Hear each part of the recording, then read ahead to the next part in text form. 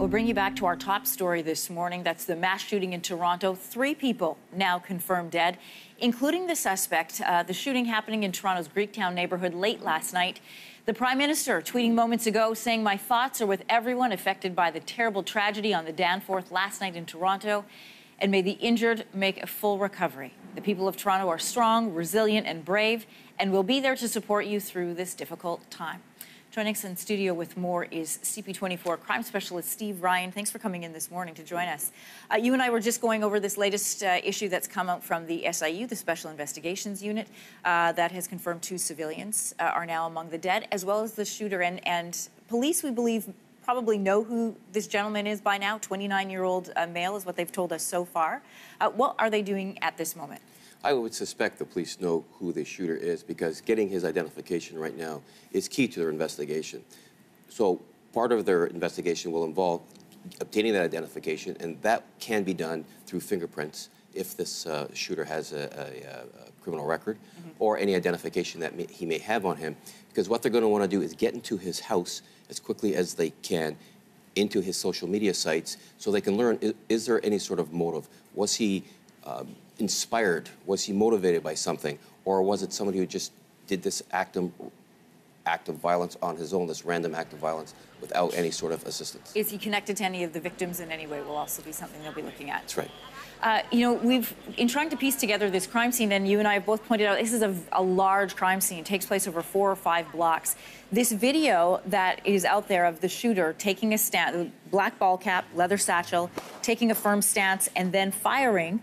What does that tell you? And do we believe that it was targeted? And if so, why so many establishments hit?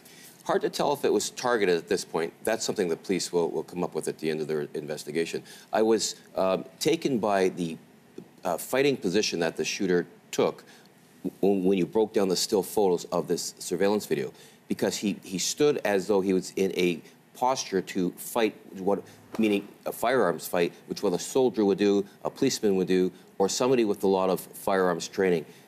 Strong back foot, rose the gun up to his eye level.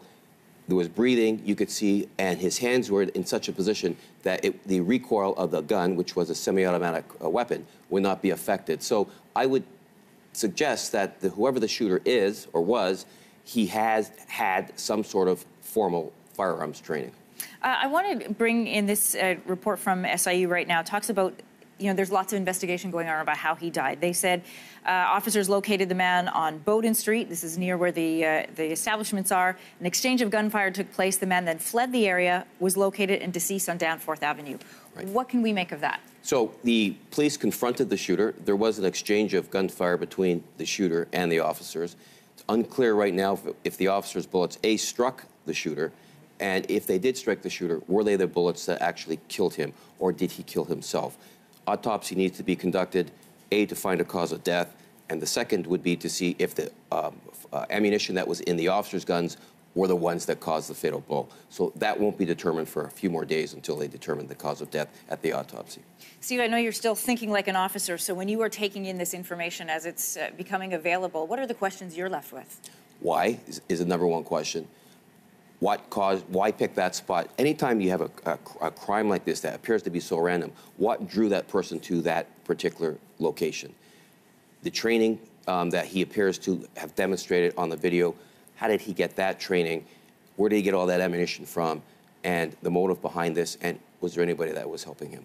We're speaking to a national audience, and you know, Toronto has been in national headlines over the summer for increased violence. You know, we left our viewers on the weekend with news that there would be an increased police presence in the downtown area of Toronto. So people are asking themselves this morning, is this connected in any way? Yeah, I don't think it's connected at all, and I don't think that this has any sort of connection to the gun violence that we've been experiencing in the city with regards to the gang wars and the gang shootings. This is one of those things that I think happens in a city of 3 million people. When there are illegal firearms out there, and all the police officers in the city of Toronto could have been lined up on the Danforth last night, the east end of Toronto, and in my opinion, it wouldn't have prevented this from happening. Good to have you with us this morning. Thanks for making the time to come in. You're welcome.